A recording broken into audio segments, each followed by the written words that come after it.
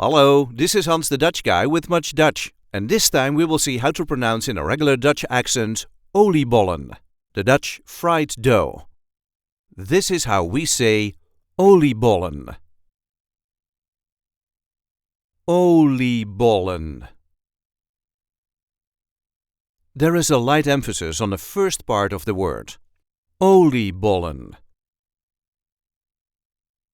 O-LIE-BOL-LEN.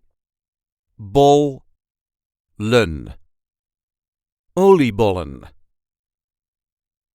So this is the plural version of the word because, you cannot just eat one oliebol, but if you need to, Oliebol is the singular version of it. Oliebol. We eat oliebollen almost exclusively on New Year's Eve, but you can buy oliebollen during the entire month of December. I hope this video is helpful. You can help us by liking it and by subscribing to our channel. And we have plenty of other content here, so be sure to check that out too. Tot ziens!